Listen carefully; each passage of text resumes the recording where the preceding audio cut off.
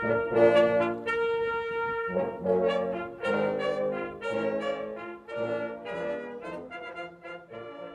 originally joined band in middle school to try to have a class with my older brother. I liked it, and it kind of opened the door for me for a lot of different things.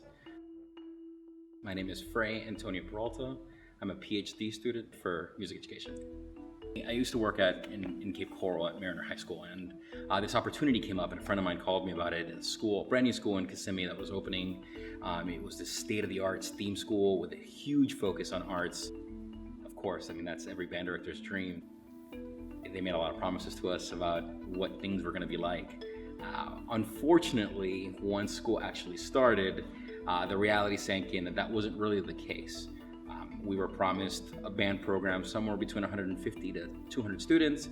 My first rehearsal, I had 8 students in band.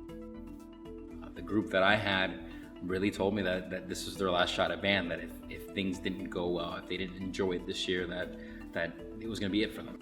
While I was there, with having such a small ensemble and such a variety of abilities, I had to find ways to kind of close the gap between my best players and my worst players, and really, really quickly. So I started using a lot of technology. It made me really think about what I do as an educator and what goes into music education. It made me really want to potentially teach the teachers. So essentially, this virtual reality project that we're working on is called the VR Conductor, or VR Conducting Simulator. As a conductor, you don't really ever get to practice your craft really until you're sitting live with a group that's actually responding and reacting to the things that you're doing and your gestures and the way that you're conducting the music and the nuance. So we were thinking, well, let's see if we can create some sort of simulator that can replicate that as closely as possible, and just really giving them as much experience as possible before they go out into the field to do this for real, to teach.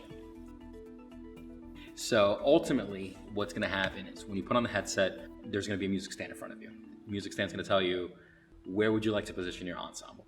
So when you move it around, you set it, you hit accept, it populates the ensemble. When the sound is coming from the instrument, the instrument actually comes off of the chair and moves a little bit to kind of emulate what it looks like when somebody's holding the instrument and playing. The environment itself is very realistic. Everything is done to scale, so it looks pretty good. There's 5 of us, and everybody has kind of their specialty. I'm the specialist in music and in conducting.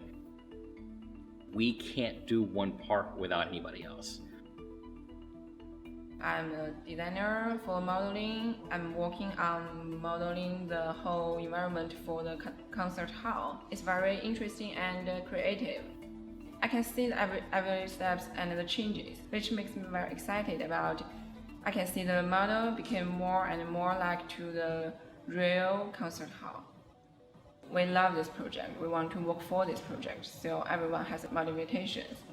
I mean, the group works really well together, and we actually talked about continuing our group even after the semester is over to really continue to work on this project, because it's obviously a passion for me, but it's starting to become a passion for all of them as well.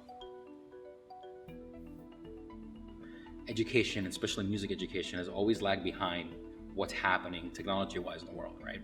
Imagining what we could potentially do with virtual reality in education, period, not just music education, education in general, is amazing. If we can get this to work and we can incorporate this technology a little bit more into just general education, I think it's going to help so much. We can turn this into a training tool for anything.